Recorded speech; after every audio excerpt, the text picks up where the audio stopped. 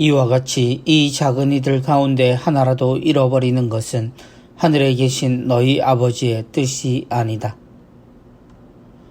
복음의 말씀을 모두 진리라고 말하지만 정작 우리의 삶과 예수님의 가르침이 반대인 경우를 만날 때가 있습니다. 현실적인 어려움으로 그 말씀을 따르기 어려운 것을 자주 경험하지만 어떤 경우에는 정말 중요한 가르침이 정반대의 가치로 만나 부딪힐 때가 있습니다. 세상 아주 긴 시간에 걸쳐 이루어진 경험의 결과로 얻어진 격언 중 하나라면 그 곤란함은 더욱 커집니다.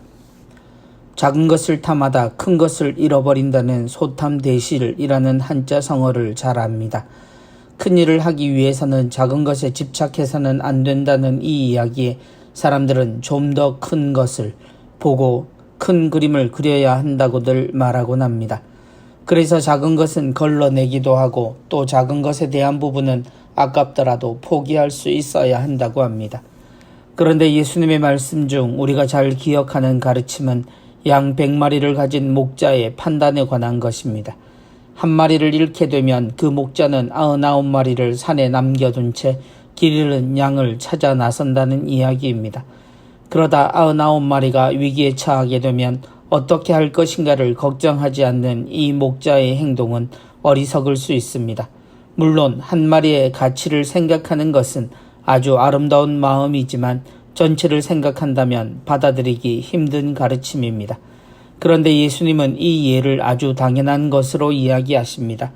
그리고 그 이야기의 시작은 하늘나라에서는 누가 가장 큰 사람입니까? 라는 제자들의 질문에서 시작합니다. 하늘나라를 큰 것이라 말할 수도 있고 그 나라에서도 가장 큰 사람을 물으니 더 큰 그림일 수도 있습니다. 그런데 예수님은 그 큰 것을 차지하기 위해 세상에서 우리가 해야 할 일은 바로 이 소탐대실의 반대로 행동하라는 것입니다.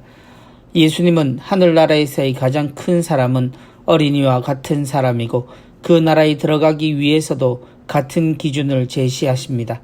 결국 잃어버린 한 마리의 양이 바로 이 어린이와 같은 가치이니 그들을 무시하거나 그들보다 나은 존재로 자신을 내세울 생각을 하지 말라는 이야기이십니다.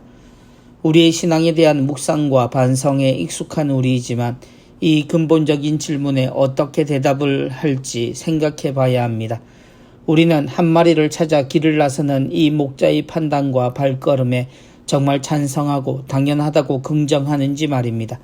이 긍정을 반대하며 주님을 따른다고 말하는 것은 시작부터 잘못이라고 말할 수밖에 없습니다.